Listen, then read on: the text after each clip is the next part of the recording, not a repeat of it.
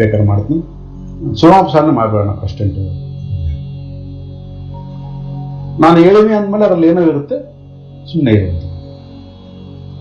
ಆ ಥರ ನಾವು ಆ ಒಂದು ಇದರಿಂದ ಫಸ್ಟ್ ಧ್ಯಾನ ನಮ್ಮ ಬೆಂಗಳೂರು ಧ್ಯಾನ ಯಜ್ಞಕ್ಕೆ ನಮ್ಮ ಸಿರುಗುಪ್ಪದಿಂದ 1 ಲಾರಿ ಅಕ್ಕಿ ಕೊಟ್ವಿ.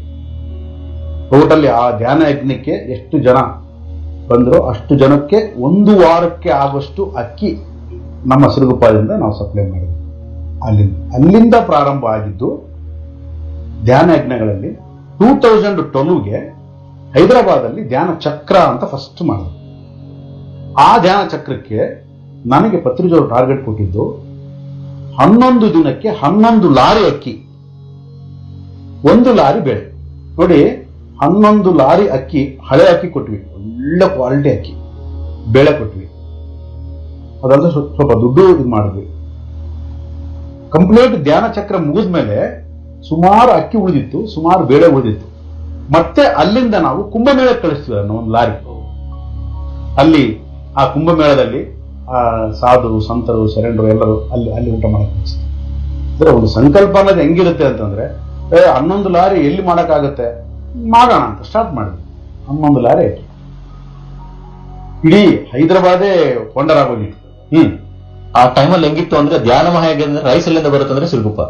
ಆ ತರ ಬಿಟ್ಟು ನಾನು ಬಹಳಷ್ಟು ಮಾಸ್ಟರ್ಸ್ ನಮ್ಮ ಮಸ್ಕಿ ಸಾರು ಎಲ್ಲರೂ ನಾವು ಪತಂಜಲಿ ಪಿರಮಿಡ್ ಅಲ್ಲಿ ಆ ರೈಸ್ మనం ಸಿರುಗುಪ್ಪ నుంచి పంపిస్తాం. ಅದು ಕಾಮನ್ ಆಗ್ತಾ ಇತ್ತು. ರಿಯಲಿ ಗ್ರೇಟ್ ಸಪೋರ್ಟ್ ಸರ್ ಅಷ್ಟು ಸಿರುಗುಪ್ಪದಿಂದ ಎಷ್ಟೊಂದು contribution.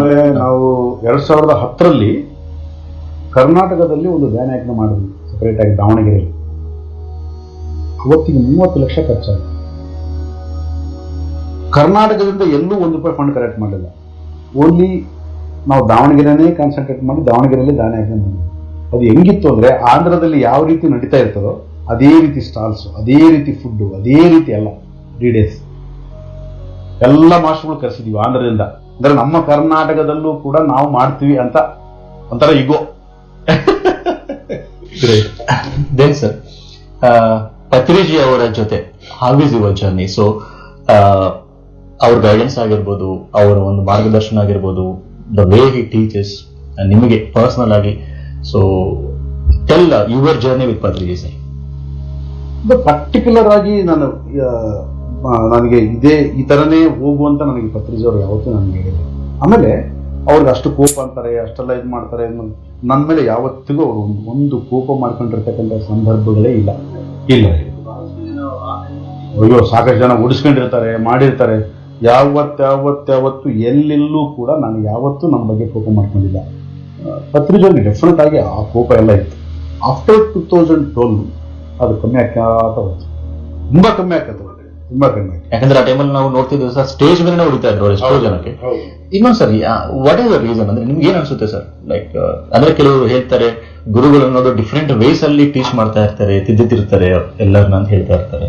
So when you see about Patriji ಹ್ಯಾಂಗರ್ ಅವ್ರು ಹೊಡಿಯೋದಾಗ್ಲಿ ಅಥವಾ ಈ ತರ ಮಾಡೋದಾಗ್ಲಿ ಅಂತ ನೀವು ನೋಡಿದ್ರೆ, ಸೊ ವಾಟ್ ಯು ಫೀಲ್, ಏನ್ ಅನ್ಸುತ್ತೆ?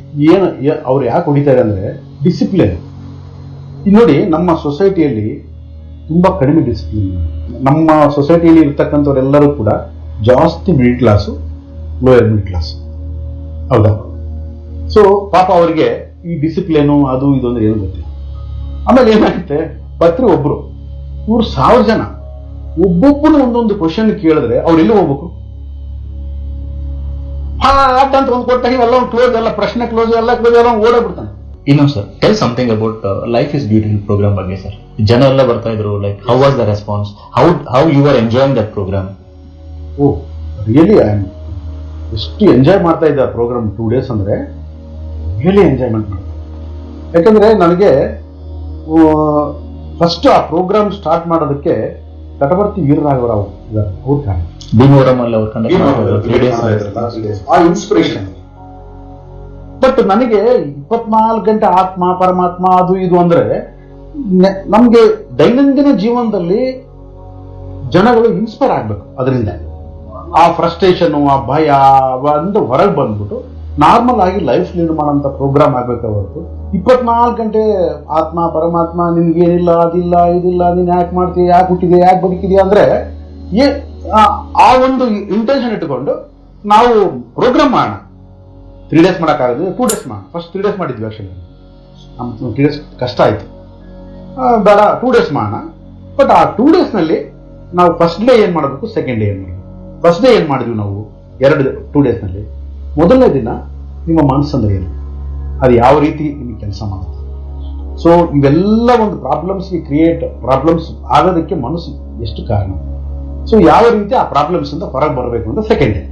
ಇವಾಗ ಕೃಷ್ಣ, ಇವಾಗ ಸಿರುಗುಪಾಲ ಪಿರಮಿಡ್ ನೀವು ಬಂದ ಮೇಲೆ so how it is the activities ಎಲ್ಲ ಹೆಂಗ್ ನಡೀತಾ ಇದೆ ಇವತ್ತಿನವರೆಗೂ, ಅದು ಪಿರಮಿಡ್ ಎಲ್ಲ ಹೆಂಗ್ ನಡೀತಾ ಇದೆ ಸರ್? ಈಗ ಕ್ಲಾಸಸ್ ಆಗಿರ್ಬೋದು, ಸಿರುಗುಪಾಲಿ ಧ್ಯಾನ ಪ್ರಚಾರ ಹೆಂಗಿದೆ ಸರ್ ಇವಾಗ? ಚೆನ್ನಾಗಿ ನಡೀತಾ ಇದೆ. ಆಮೇಲೆ ನಾನಿದ್ದಾಗ್ಲೇನೆ ಬರೀ ನಂದೊಂದೇ ಅಲ್ಲ, 20 ಪಿರಮಿಡ್ನ ಕಳಿಸಿದ್ವಿ. 20 ಪಿರಮಿಡ್ ಸಿರುಗುಪಾಲಿ ಸರ್?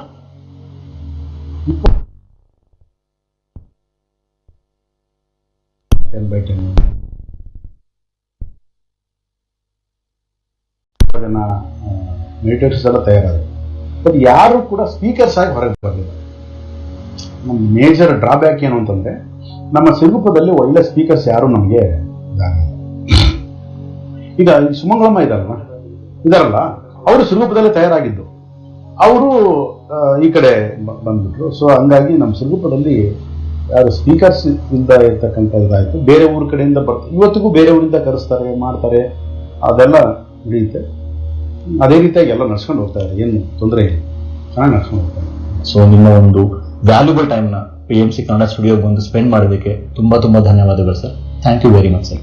ಧ್ಯಾನಿಗಳೇ, ಮಾಸ್ಟರ್ಸ್ ನೋಡಿದ್ರಲ್ಲ ಇವಾಗ ಭೀಮೇಶ್ ರೆಡ್ಡಿ ಸರ್ ಅವರ ಆಧ್ಯಾತ್ಮಿಕ ಒಂದು ಜರ್ನಿ, ಆ ಸ್ಪಿರಿಚುವಲ್ ಜರ್ನಿ ಹೆಂಗಿತ್ತು, ಮೆಡಿಟೇಷನ್ ಅನ್ನೋದು ಅವರೊಂದು ಅನುಭವಗಳು, ಅವರೊಂದು ಪಿರಮಿಡ್ ಸ್ಥಾಪಿಸಿರೋದು, ನೆಕ್ಸ್ಟ್ ಮತ್ತೆ ಸೊ ಸಾಕಷ್ಟು ಇನ್ನ ಡೀಟೇಲ್ಸ್ ನ, ಇನ್ನು ಸಾಕಷ್ಟು ಒಂದು ಜ್ಞಾನವನ್ನ ಅವರಿಂದ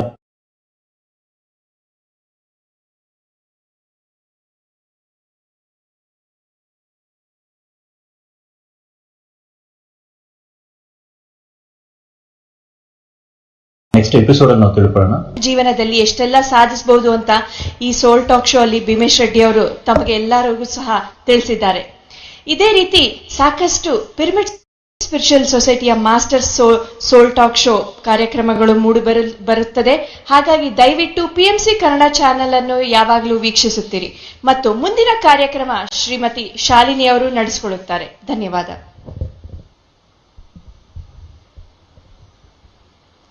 thank you Divyashree.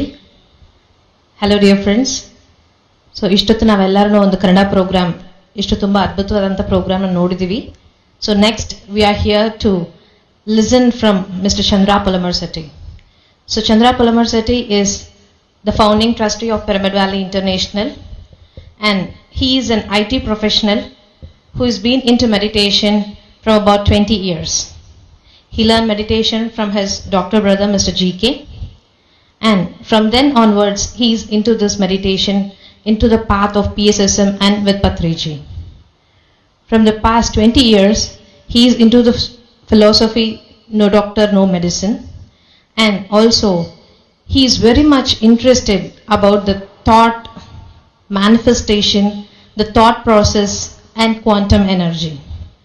As many of you have been listening from Patriji in the very recent time about the book Mind to Matter by Johnson Church.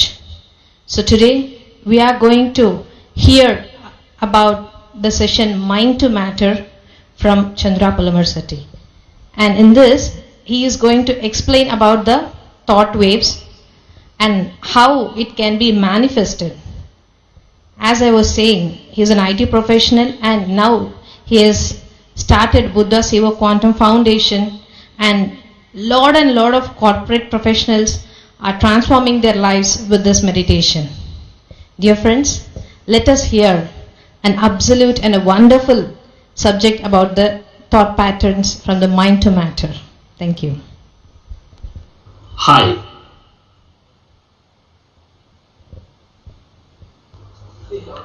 This is Chandra Palamarsetti from Pyramid Valley International and Buddha Seva Quantum Foundation.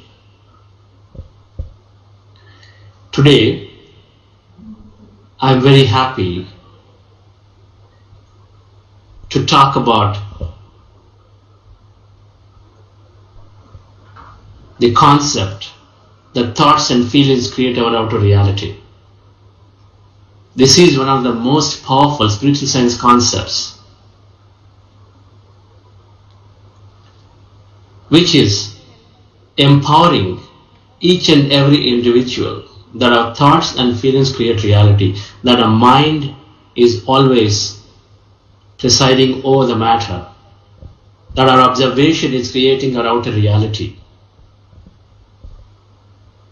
In the entire history of time, many leaders of the past and present, many scientists, many spiritual masters have always said this, always echoed it.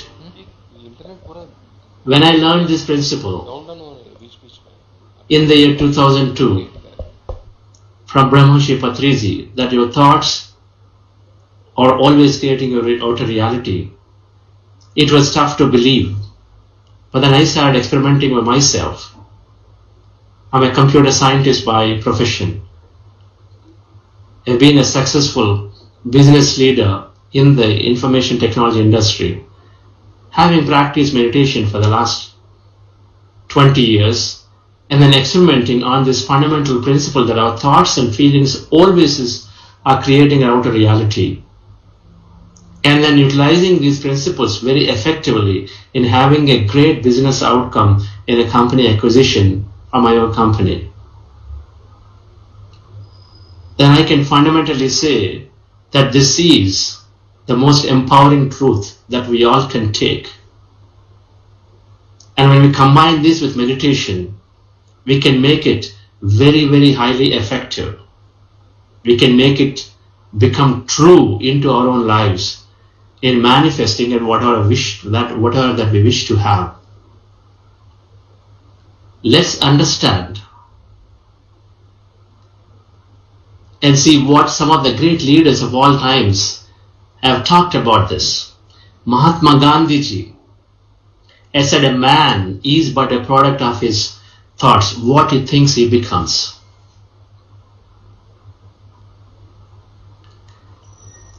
Albert Einstein, that we all know is a great quantum physicist. Imagination is more important than knowledge, for knowledge is limited, whereas imagination embraces the entire world, stimulating progress, giving birth to evolution. He always talked about dreaming. Albert Einstein always talked about dreaming. He was one of the all-time great mind explorer, because he realized everything that you can think, and the more you can think in the mind, the more you can see it. That's how this whole quantum physics theory of relativity, many things were born from Einstein. Henry Ford said that if you think you can do a thing or think you cannot do a thing, you are still right.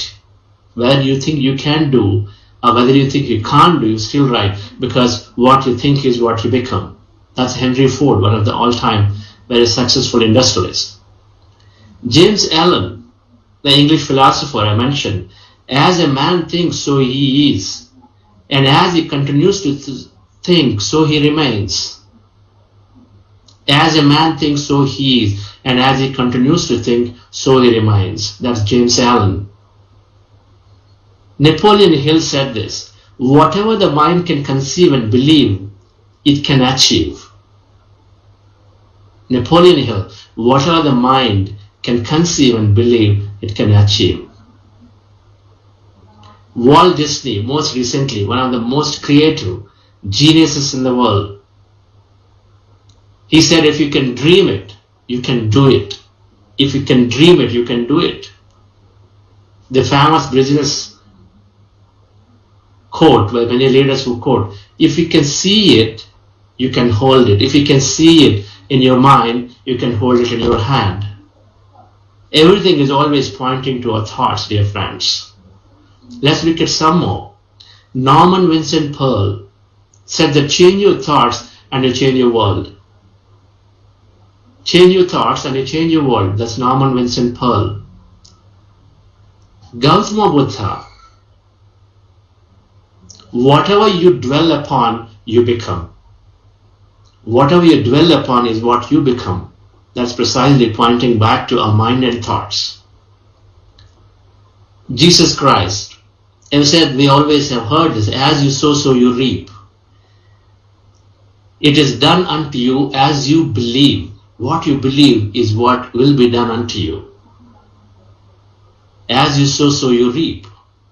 Our Vedic principles, of course, have always said, Yad bhavam tad bhavati. Yad bhavam tad bhavati. Ya mati sagati.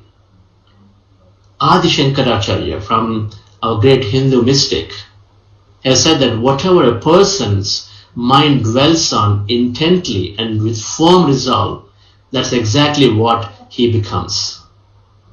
Whatever a person's mind dwells on intensely and with firm resolve, that's exactly what he becomes.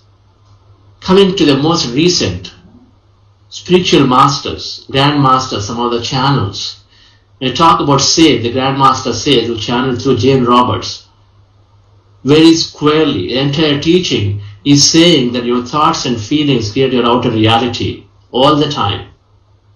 And your beliefs are always coloring your thoughts and feelings. That's it. It's one of the greatest works that in the 19th century that we received from a channel material.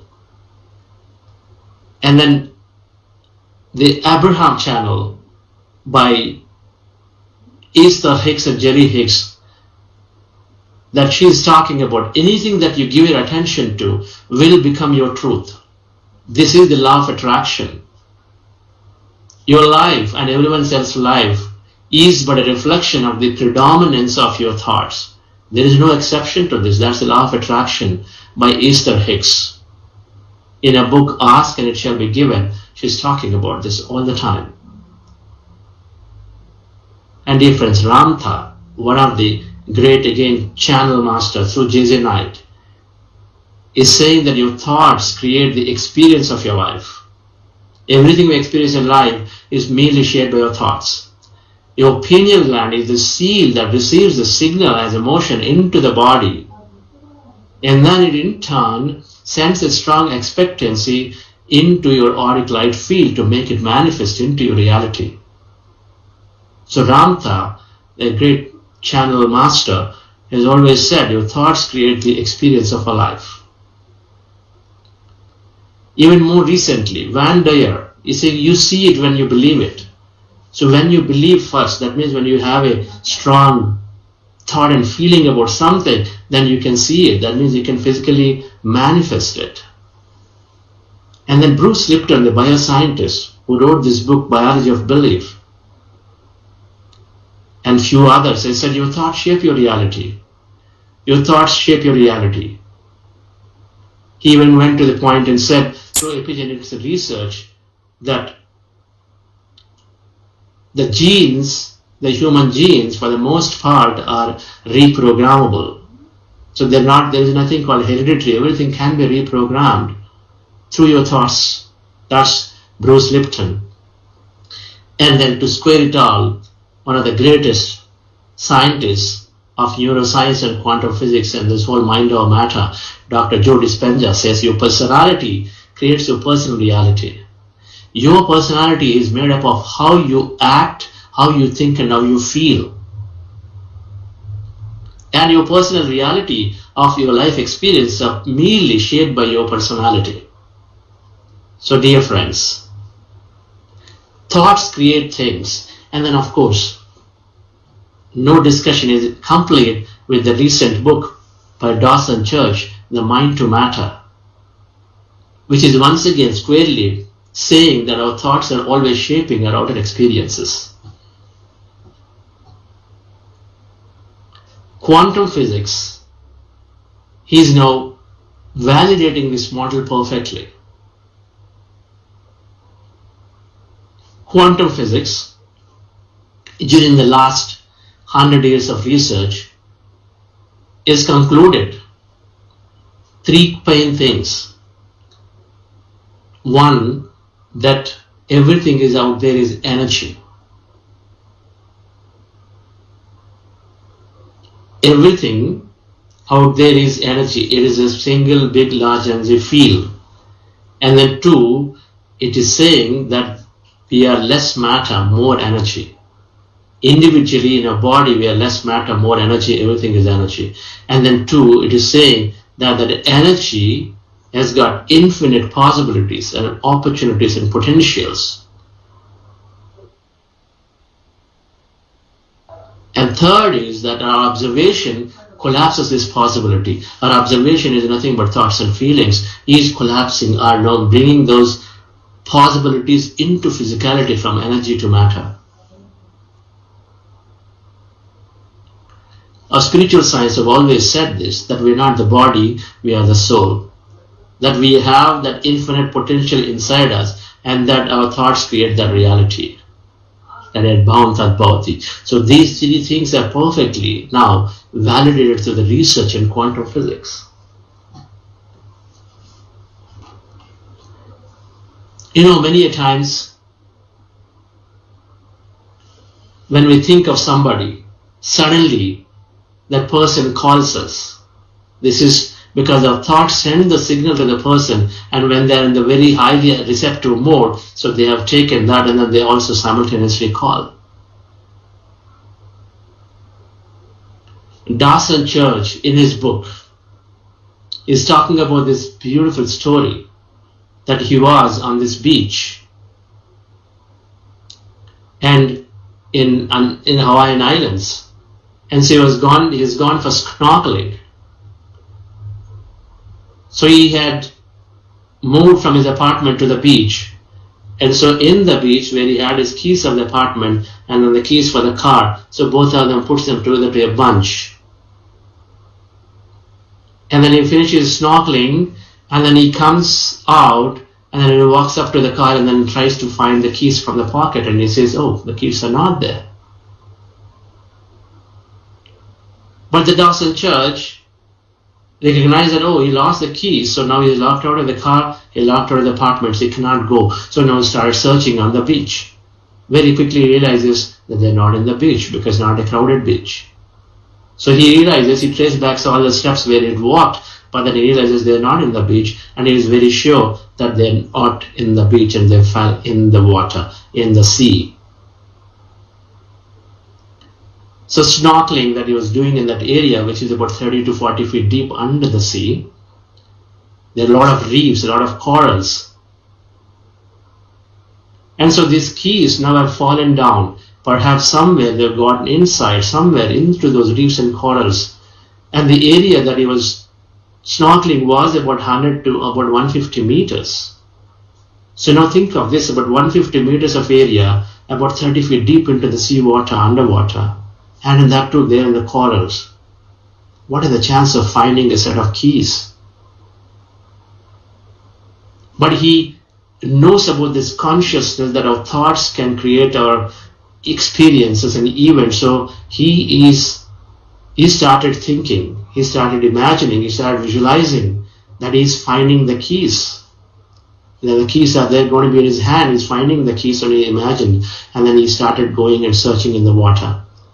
So he would go down and search. And then he didn't find, and then just when he's losing hope, he suddenly recollects himself that yes, no, depending on how I think is what I find, and so he starts again imagining. And then he tries to go down again into the water, and then tries to find, and he tries it for a few hours. It's getting dark for the day, so he comes back to the shore.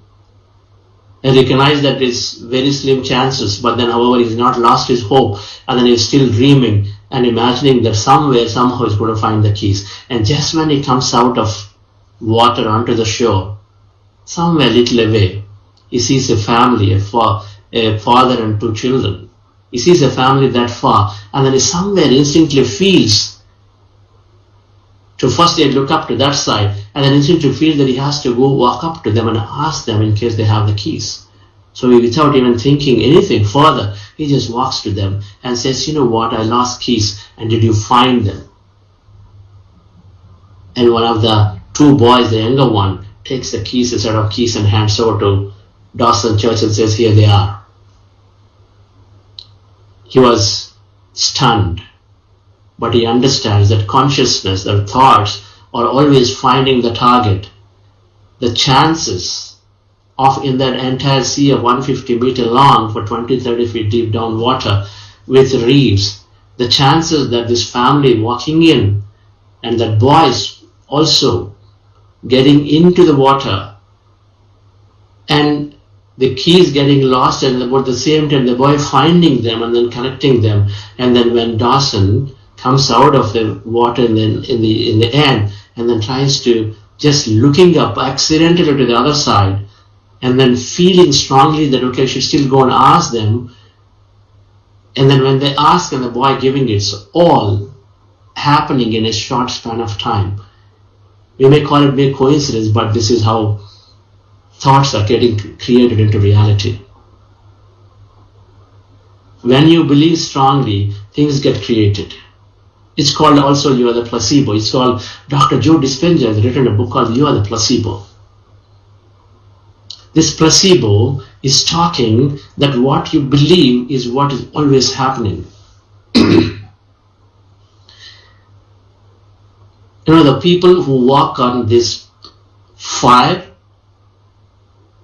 when they go into that, when they're about to walk on the fire, so they make a strong resolve in their mind that it is not going to do anything to them. It is something as normal as walking on sand. So they go into the fire with that heightened emotional vibration, so that when they walk through it, nothing happens to their feet. Nothing seems to happen to their feet. So placebo is a pill, is a pseudo pill, pseudo tablet. Every medical company, when it wants to bring out a medical tablet, it has to apply this placebo effect.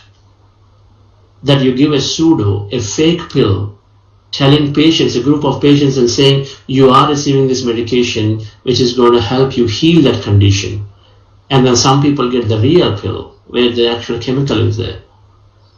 The idea of this is that the real pill must work at least to the extent that the placebo pill, the fake pill, worked on the patients. Because patients who were being told that it is a real pill but they're given a fake pill, they still are always healing.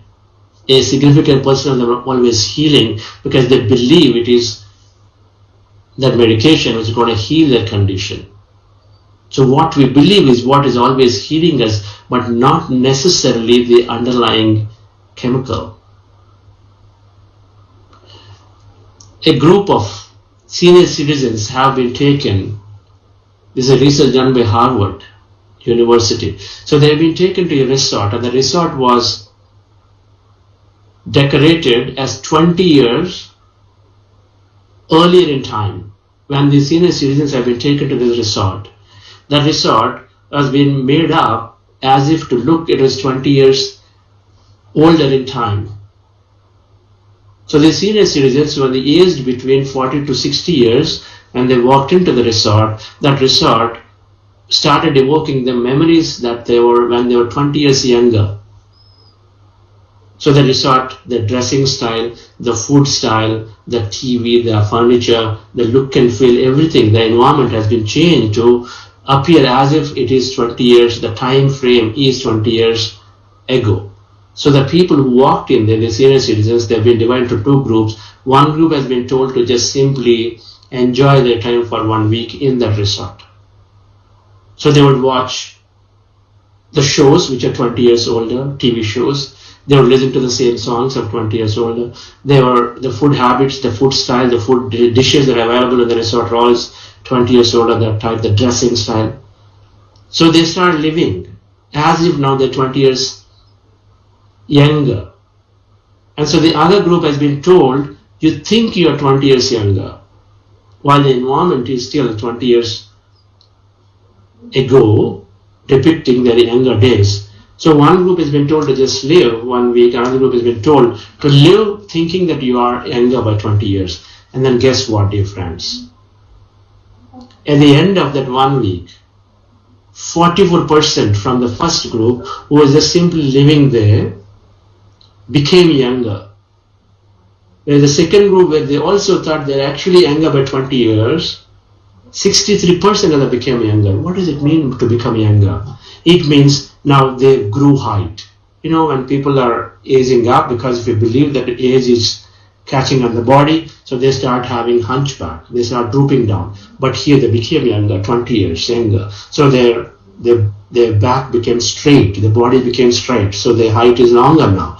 They started playing, they started running, they started playing tennis, they started eating more, they started dancing more. When you are aging, so many people think that they cannot dance, they should not dance. And they think their body cannot take too much food, so they consume less, but here they became younger, they started taking more. Just by believing I'm 20 years younger, and then having an environment that supports it, because our environment is constantly triggering thoughts, which is pulling out our past memories. And so here, this group, who thought that they're 20 years younger in an environment, so they became younger, dear friends. So our thoughts are shaping up. So the same group, within a week, started eating more, playing more, and so when they left the resort, they started continuing to live their life as if they're 20 years younger. So our thoughts that we have in our body, so for 7 days, if you change the environment and if you change your thought, then there is a definite outcome that is seen. So thoughts and feelings create reality. So let us understand this a little bit more scientifically through quantum physics and how is this model. Let me show you a slide. So these are the 3 energy science principles. We are less matter, more energy. We are unlimited potential and possibilities. And we create a reality through our thoughts and feelings. Quantum physics and neuroscience is combining this validating this model. So let's look at it a little more deeply. The quantum field of possibilities. Deep inside, we are made up of subatomic particles. You know, our body has organs. Our organs have cells. Our cells are made up of atoms, molecules, and the molecules are made up of atoms. Right? So you have hands, organs, our skin, our liver. Inside that we have liver cells, skin cells. Cells are there. And the cells have molecules. So what do they typically contain? Maybe water, H2O is a molecule. Sodium chloride, NaCl is a molecule. Various hormones and enzymes, there are various molecules. So the molecules are there. And then the molecules contain what? Atoms, like water, H2O, 2 hydrogen, 1 oxygen, right? A little bit of physics. So the atoms, when you look at deep inside, and here in the picture on the left side, is an atom. So what does an atom contain? An atom contains a central portion called nucleus. And then it's got rotating electrons in the orbit. So the nucleus contains proton and neutrons, which is supposed to have mass and weight. And then the electrons that are orbiting, like in this case here, you see the electrons that are orbiting the central nucleus also have a little bit of mass. But when you look at the picture, we recognize that when you look into an atom, the atom is empty. We recognize that yes, the dots that are there, the electrons and the nucleus are containing a little bit of mass and everything else is emptiness. So when you look at it, we say, yes, a lot of that atom is empty. But what quantum physics found astonishingly is that 99.99% of our atom is empty.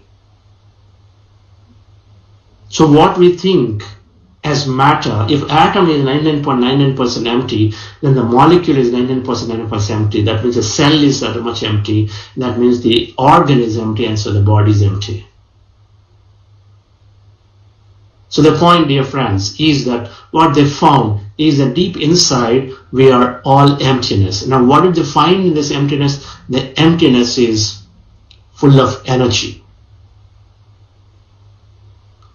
That emptiness they found is full of energy.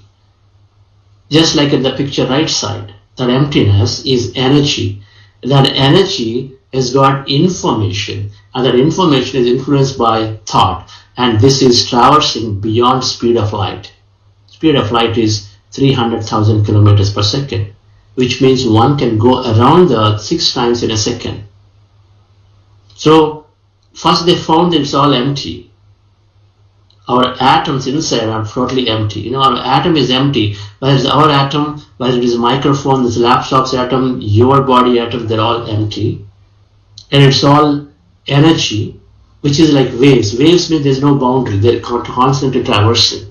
So they're energy waves that are traversing. And so your atom energy waves, my atom energy waves, the trees, the plants, the nature, everything out there in the entire universe are all energy waves that are traversing all along. So when they traverse, they obviously collide, they meet each other, they get entangled. It's called this full energy field. It's called quantum energy field. The second thing they found is that electrons or the neutrons that we think are there as a particle, but actually they also exist as waves. They exist same as energy.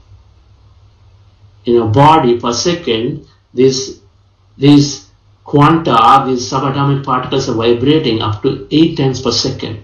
They become matter, they become energy, matter, energy.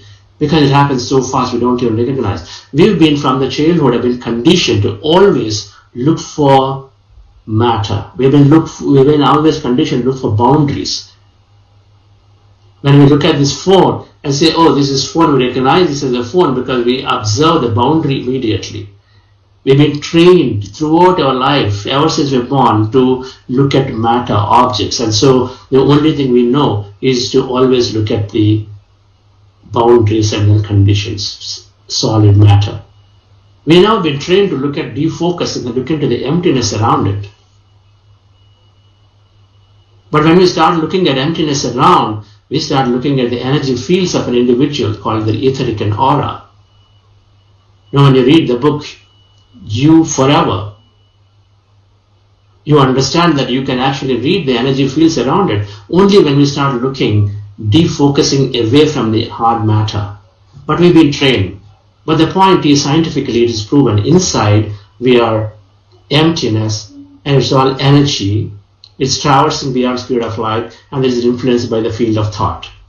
And whatever we think is the matter, like the electrons and neutrons, are also behaving as energy by default. But when do they become matter? When do they become particles? They're waves, they're particles, it's called wavicle. But when do they become particle? When observed, the subatomic particle becomes matter. When observed. So there's an experimentation where they're sending a set of electrons through an electronic gun, and then electrons are just going and then appearing on the screen, not as a straight line, but they're oscillating and then showing up here and there, because they're waves, they're not particle by default.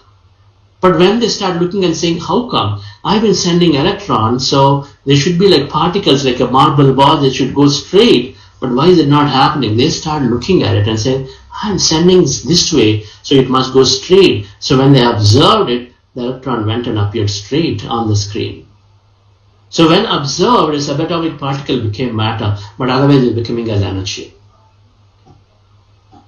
So the quantum physics model is saying that it's all energy, including the electrons that we think are matter are actually all behaving as energy.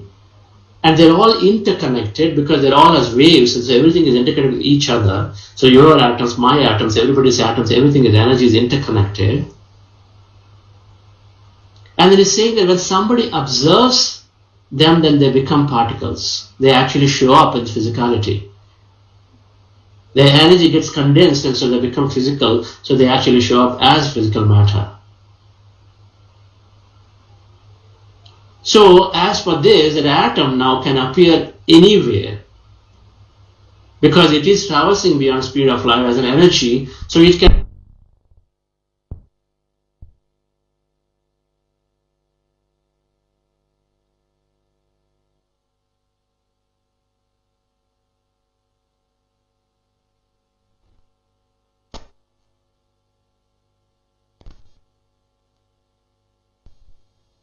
it has an energy, but everywhere, wherever you think it can appear there.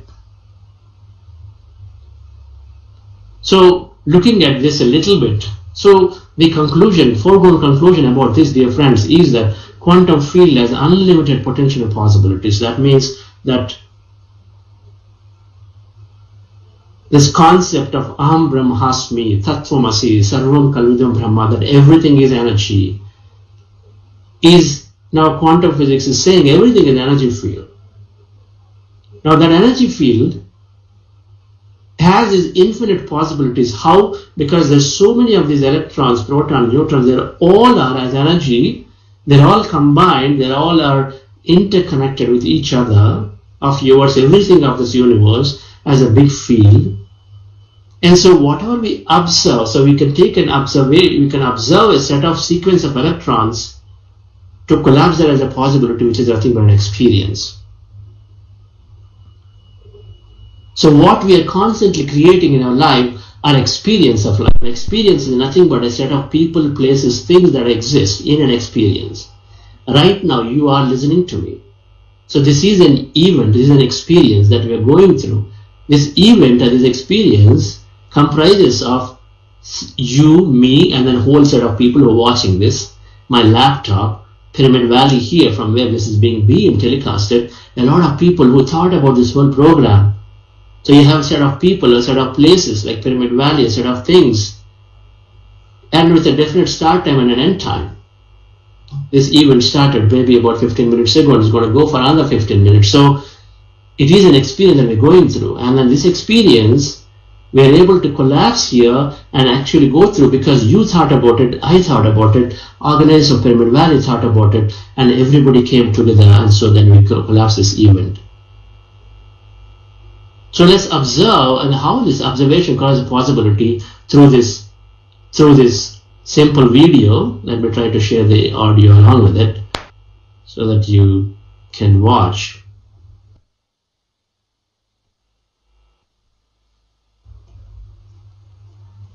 Fred Alan Wolf for creating this beautiful video simplifying the concept of quantum physics, observation collapse of possibility concept. So let's listen into it.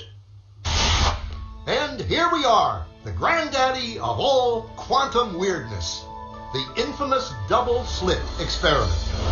To understand this experiment, we first need to see how particles, or little balls of matter, act. If we randomly shoot a small object, say a marble, at the screen, we see a pattern on the back wall where they went through the slit and hit. Now, if we add a second slit, we would expect to see a second band duplicated to the right. Now, let's look at waves. The waves hit the slit and radiate out, striking the back wall with the most intensity directly in line with the slit. The line of brightness on the back screen shows that intensity. This is similar to the line the marbles make. But when we add the second slit, something different happens. If the top of one wave meets the bottom of another wave, they cancel each other out. So now there is an interference pattern on the back wall. Places where the two tops meet are the highest intensity, the bright lines, and where they cancel, there is nothing.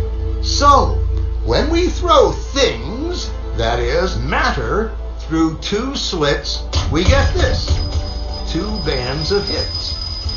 And with waves, we get an interference pattern of many bands. Good so far. Now, let's go quantum.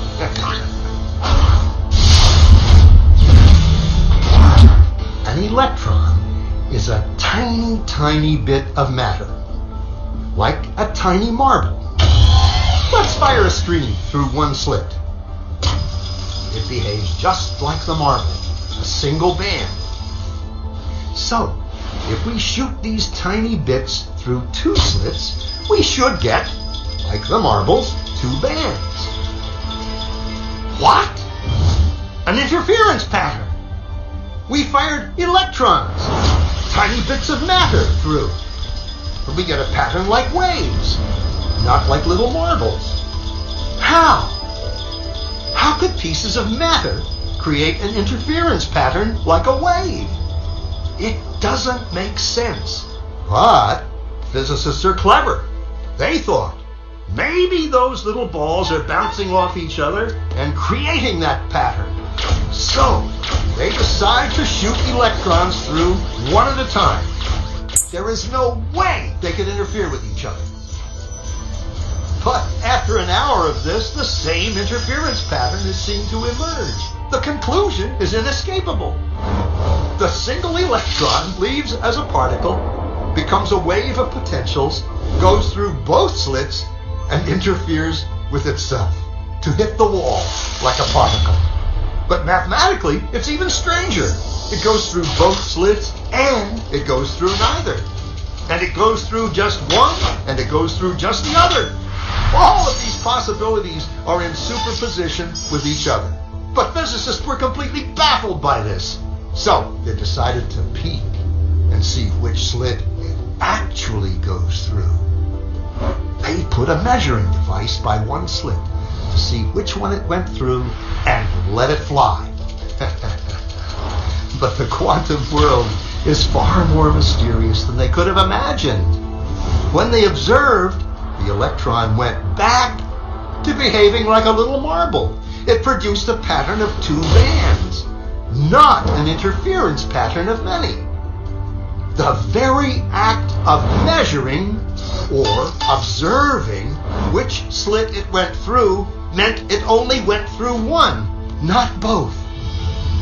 The electron decided to act differently, as though it was aware it was being watched. And it was here that physicists stepped forever into the strange, never world of quantum events. What is matter? Marbles or waves? And waves of what? And what does an observer have to do with any of this? The observer collapsed the wave function simply by observing. So friends, as you can see from this experimentation, that when there is an observer expecting the electrons to behave in a specific way, so they became particles and so they went and formed the two bands. When they were not being observed, they behaved as waves and so they were collapsing, they're colliding with each other, cancelling with each other, and then forming multiple bands of different intensities. So it's clearly your observation collapsed the possibility. So every physical event, which is nothing but an experience in our life, is an appearance of a pattern of these subatomic particles. Subatomic particles, a pattern of them, of you, of me, of this person, of that person, everybody is attending this event. Your electrons of various places of the pattern of them, some are forming, some are part of this event more deeply, some are more lightly. So you have a pattern of all of these electrons combined, all collapsed into physicality to have this physical experience of this event. So every event is an appearance of a pattern of these subatomic particles influenced by observation. It's a collective observation, individual observation, a group observation, but it is an individual event, a group event is always forming. So clearly, our observation is creating the energy, transforming the energy into matter. So our observation is nothing but our thoughts and feelings. So our thoughts and feelings are fundamentally creating our outer reality all the time.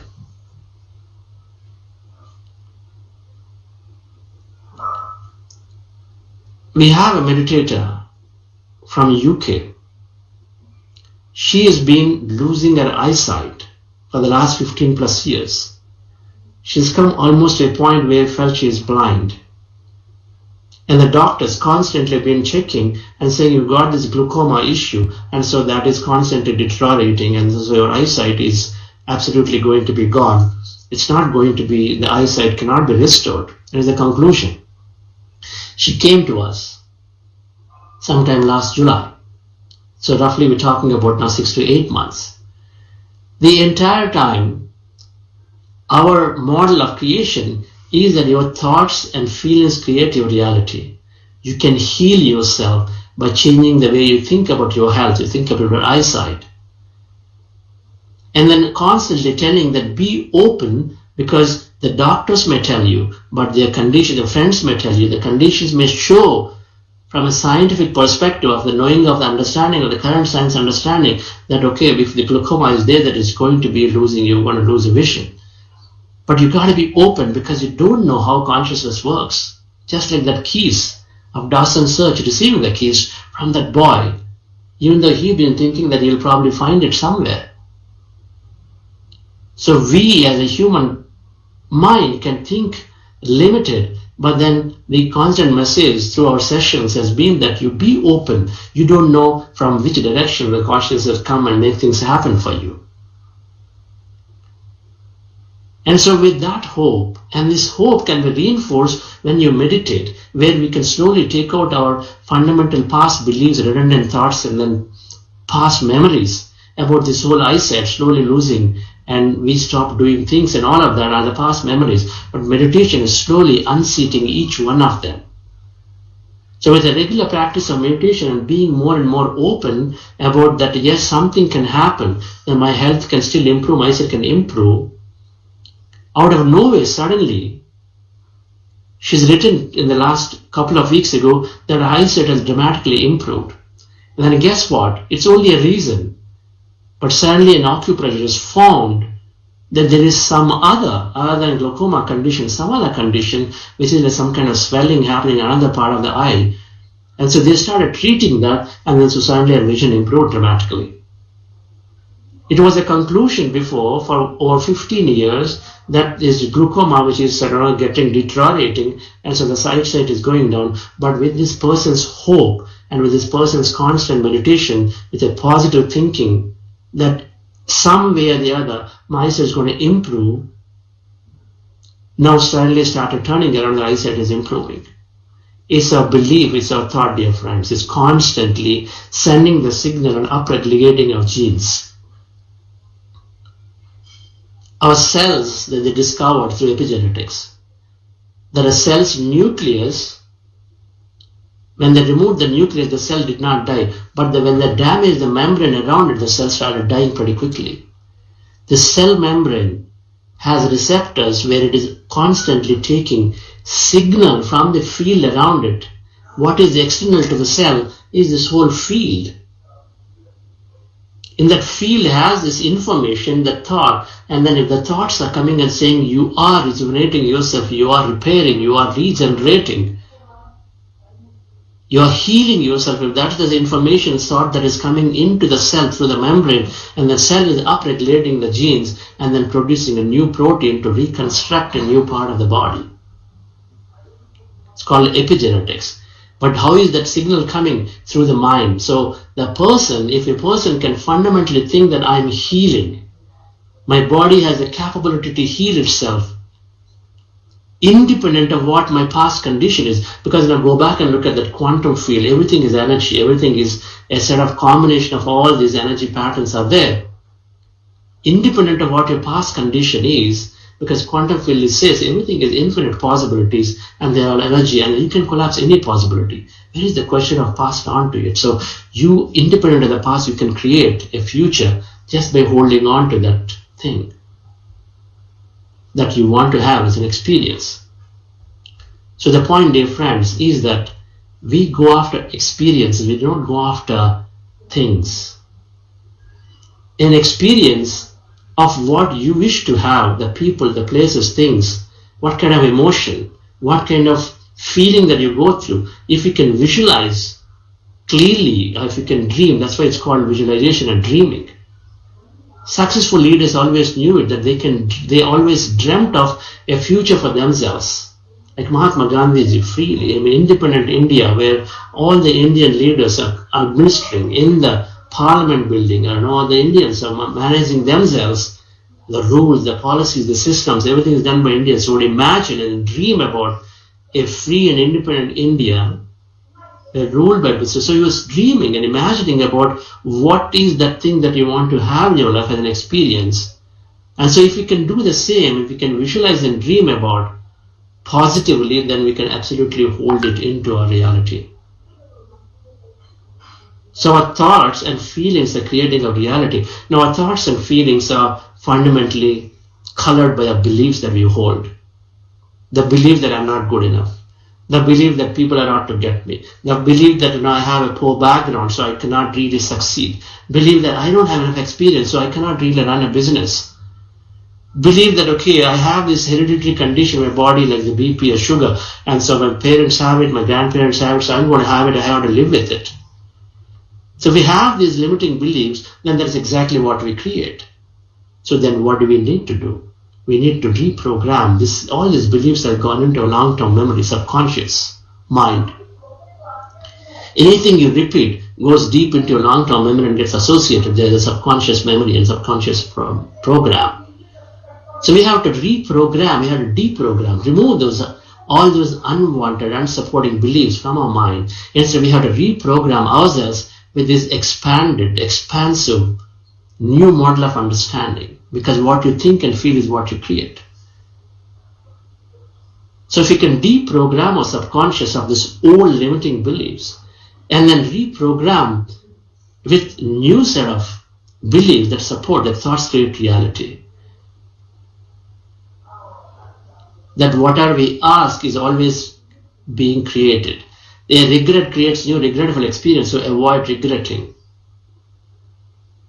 That there is this quantum consciousness in this field which is a lot more intelligent than an individual self. So access the field for these unlimited possibilities. So when we have these larger understandings which are more supportive, more expansive, more empowering, then you automatically start creating things.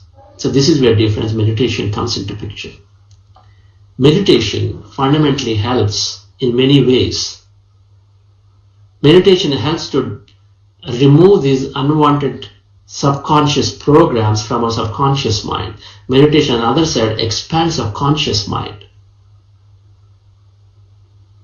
So in order to change our thoughts and feelings, if you do a few things, one, we set a clear vision of our future. We set a clear set of experience that we wish to have in life, have goals. When we have goals, automatically our brain, the frontal portion of the conscious mind called the CEO of the brain, is directing all the faculties of the brain to pull out information, memories, and anything that you know about it so that you can actually start applying more and more of the same thought to it. So we set a clear vision of the future, a goal for ourselves, and we start dreaming and visualizing and imagining about it. Dream an outcome as if it's happening to us. Because the more you can believe, the more you can manifest. So we call it dream as if that outcome is happening to us.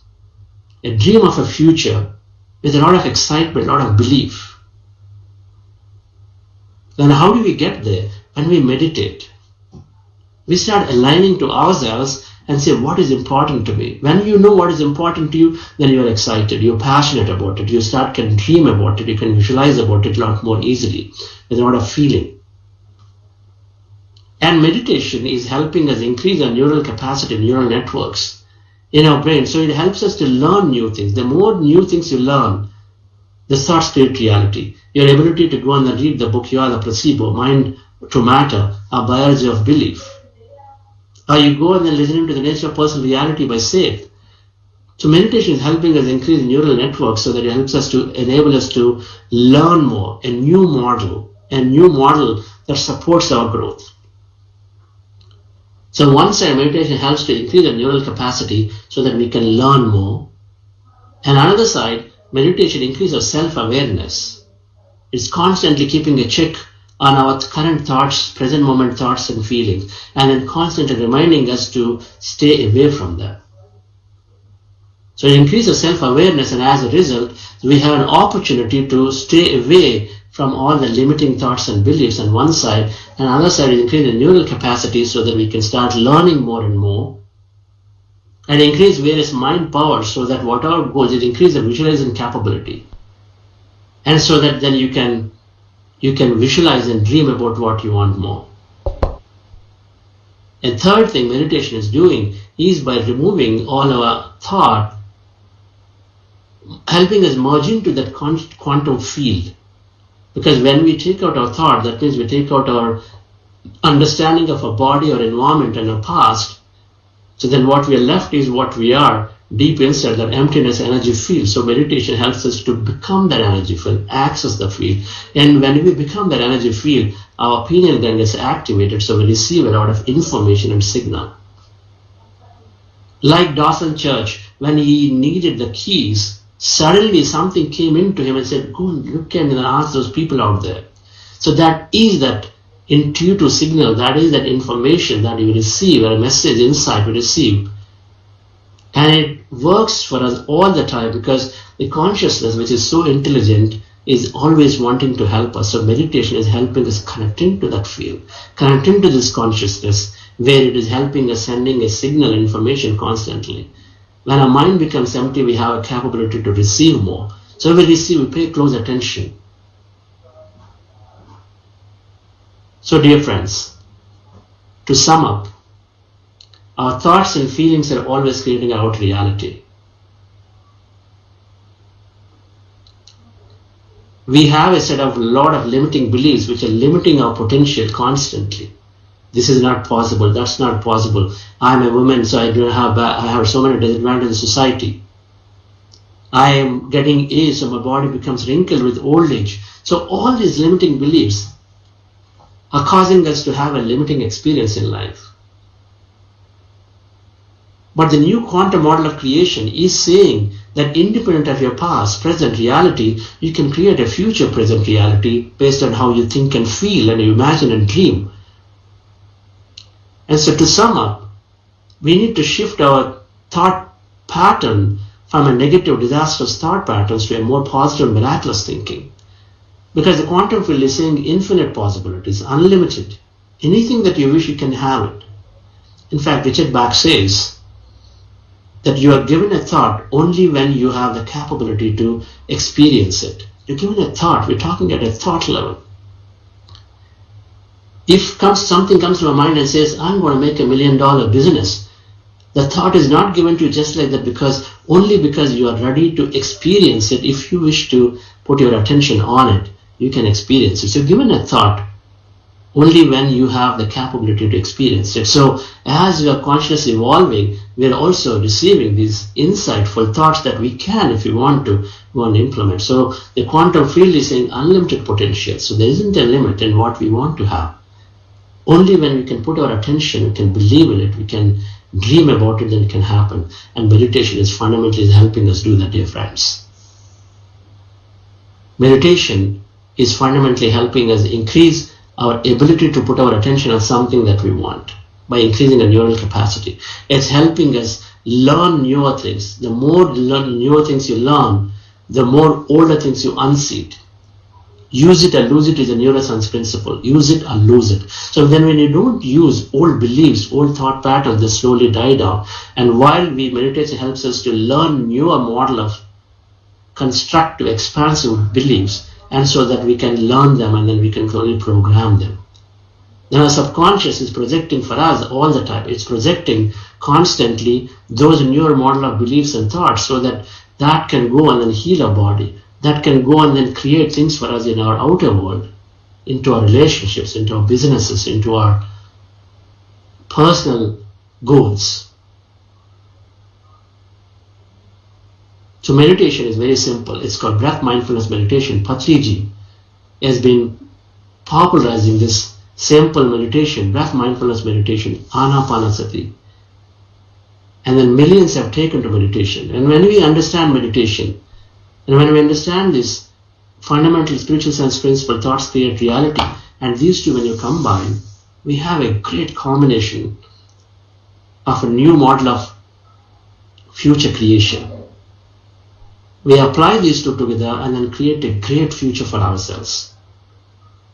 So I deeply thank all of you for joining this session, and I'm deeply grateful to Pyramid Valley International and Patriji, Brahmarshi Patriji, founder of Pyramid Spiritual Societies movement, to empower me with this simple meditation technique and this fundamental spiritual sense knowledge that our thoughts create reality to shape a great future. So thank you so much for listening in, and we look to meet you back again with similar sessions in future once again. Thank you and have a wonderful day. Thank you, Chandra sir. It was indeed a splendid and a wonderful session from you.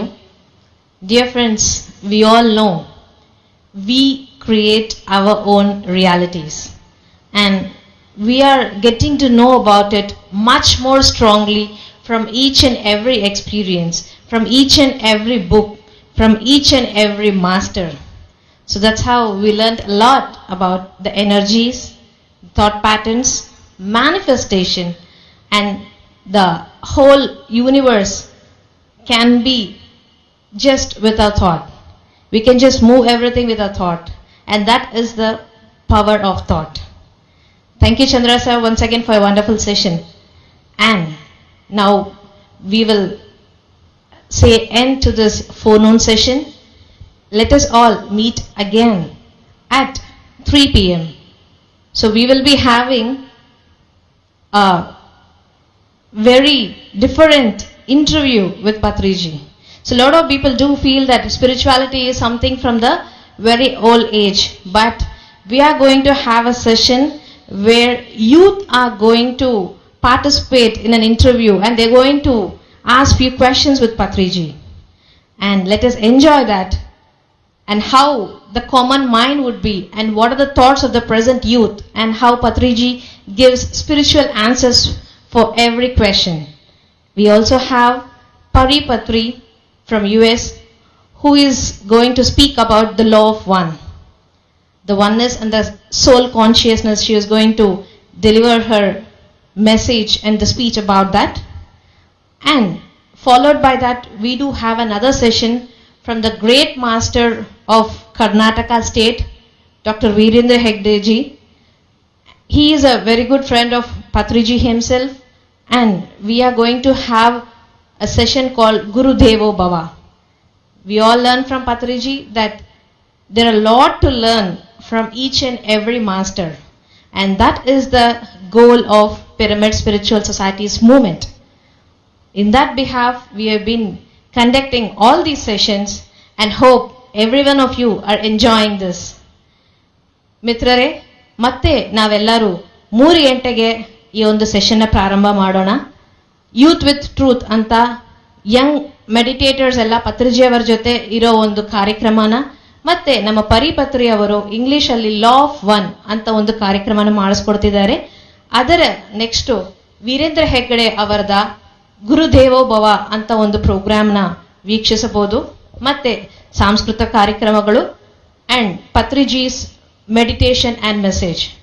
So please have your lunch, take a power nap, and be there again by 3 p.m. and enjoy till 8:30 in the night.